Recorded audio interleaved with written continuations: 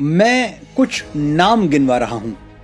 आपको यह बताना है कि इनके बीच समानता क्या है, कौन सा धागा इन सबको एक दूसरे से जोड़ता है।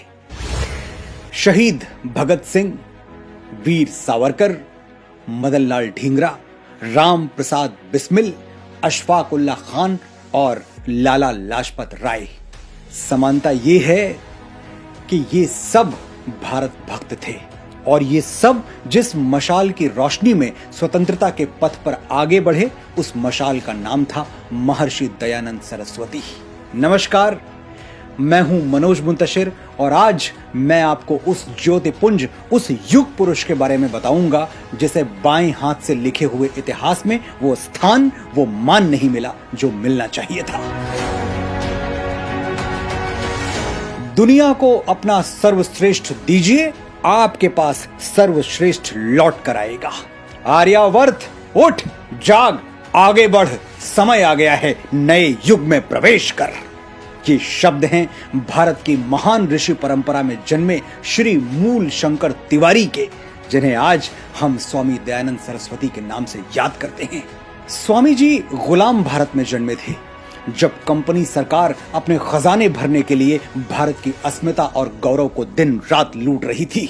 अंग्रेज जानते थे कि भारत में आस्था, ज्ञान और स्वाभिमान की जड़ें कितनी गहरी हैं। उन्हें आभास था कि बिना संस्कृति की जड़ काटे भारत को ज्यादा दिनों तक गुलाम बनाए रखना संभव नहीं होगा। लॉर्ड मैकाले का वो कथन तो आपको याद ही होगा, भारतीयों में हीन भावना भर दो, उन्हें विश्वास दिला दो कि उनकी संस्कृति पिछड़ी हुई है, परंपराएं और मान्यताएं खोखली हैं। यहां तक कि भारतीयों का पहनावा, उनका खान पान, बोली भाषा सब क्षुद्र है। उन्हें आगे बढ़ना है तो अंग्रेजों के पद चिन्हों पर चलना चाहिए, गोरी सरकार को अपना माई बाप समझना चाहिए। भारत में एक ऐसी नस्ल पैदा करो जो देखने में भारतीय हो लेकिन अंदर अंग्रेजियत कूट कूट कर भरी हो।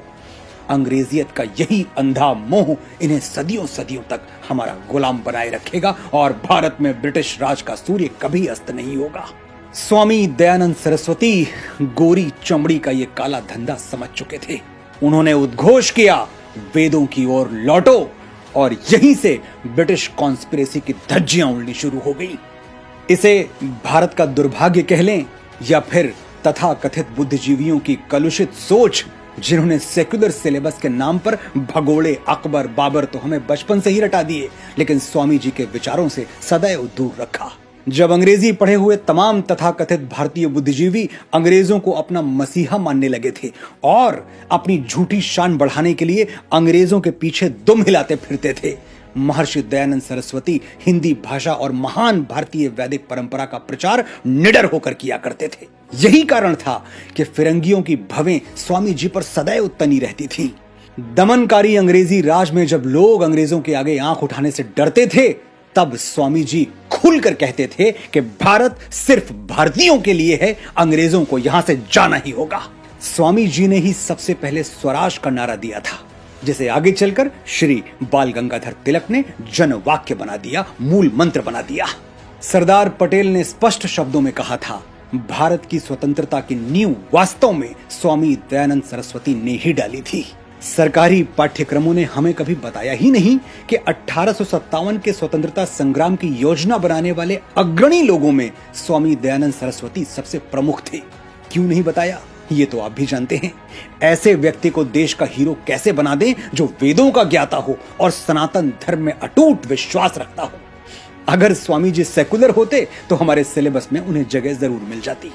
खैर, तब नहीं तो अब सही, मैं और आप स्वामी जी, सावरकर, बाल गंगाधर तिलक जैसे महापुरुषों को अपने मन में स्थान दें, अपने बच्चों को उनकी कहानियां सुनाकर बड़ा करें, तो वो दिन दूर नहीं जब पाठ्यक्रम बदल दिए जाएंगे। स्वामी जी का एक किस्सा सुनाता हूं। 1857 के आंदोलन से कुछ साल पहले एक दिन बिहार के महान स्वतंत्रता सेनानी बाबू कुंवर सिंह ने स्वामी जी से शंका व्यक्त की, स्वामी जी, क्या हम इस आंदोलन में सफल हो पाएंगे? स्वामी जी मुस्कुराए और बड़ी विनम्रता से कहा, कुंवर, भारत 100 वर्षों में गुलाम हुआ है, इसे स्वतंत्र होने में भी लगभग इतना ही समय लगेगा। कुंवर सिंह ने पूछा, स्वामी जी, फिर हमारा ये आंदोलन, इसका क्या होगा? हम इतने प्राणों की आहुति क्या व्यर्थ में दे रहे हैं? स्वामी जी ने कहा, कुंवर, स्वतंत्रता सस्ती नहीं मिलती। अनेक वर्षों तक असंख्य प्राणों की आहुति देनी होगी। संघर्ष की एक लंबी प्रक्रिया से गुजरना होगा। हम तो बस वो शुरुआत कर रहे हैं जो आज तक किसी ने नहीं की।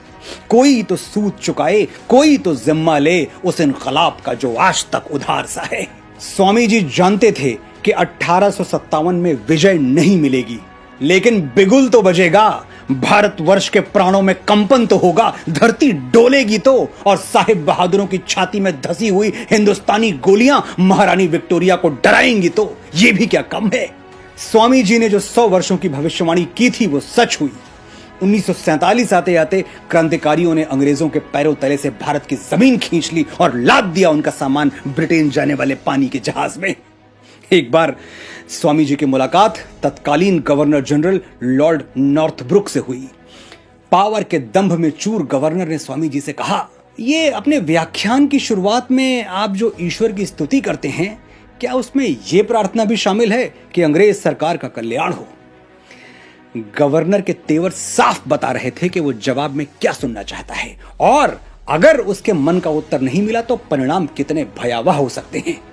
लेकिन स्वामी जी ठहरे भारत की ऋषि परंपरा के अनुयायी, असत्य कैसे बोलें? स्वामी जी ने उत्तर दिया, अंग्रेज सरकार के लिए प्रार्थना तो करता हूं गवर्नर साहब कि जितनी जल्दी हो सके भारत में अंग्रेजी राज का सर्वनाश हो जाए और हमें पूर्ण स्वाधीनता प्राप्त हो।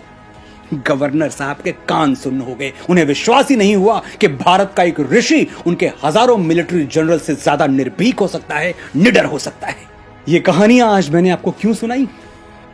क्योंकि जमैका के महान दार्शनिक मार्क्स गर्वी ने कहा है, people without the knowledge of their past history, origin and culture are like a tree without roots. जो अपने इतिहास, अपनी उत्पत्ति और अपनी संस्कृति से अनभिज्ञ है, वो व्यक्ति जड़हीन वृक्ष से ज्यादा और कुछ नहीं है। हम भारतवासी तो सदैव से ही ज्ञान गंगा में मछली की तरह तैरते और जीते आ रहे हैं, लेकिन पिछले कुछ दशकों में हम पर अज्ञान थोप दिया गया। हमें जल बिन मछली वाली दयनीय स्थिति में पहुंचा दिया गया। जो हुआ वो गलत था, लेकिन इससे भी ज्यादा गलत होगा कि हम अपने अज्ञान को नियति मानकर स्वीकार कर लें। स्वामी जी कहते थे, अज्ञानी होना गलत नहीं है, अज्ञानी बने रहना गलत है। इसलिए जागो भारतीयों, रहो चाहे जहां, लेकिन अपनी संस्कृति, अपने साहित्य और अपनी महान विभूतियों पर सदैव गर्व करते रहो। आज परम आदरणीय स्वामी दयानंद सरस्वती जी की जयंती है। सोशल मीडिया पर पोस्ट करें, यारों दोस्तों से इसकी चर्चा करें, घर परिवार में बच्चों को बताएं कि आज का दिन कितना शुभ है और क्यों शुभ है। हम अपने महानायकों को जीवित रखेंगे, तभी हमारा भारत जीवित और जागृत रहेगा। आपने इतने धैर्य से मुझे सुना, आभार।